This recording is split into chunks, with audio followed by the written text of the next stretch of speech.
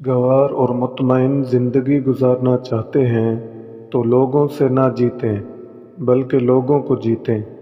لوگوں پر نہ ہنسیں بلکہ لوگوں کے ساتھ ہنسیں۔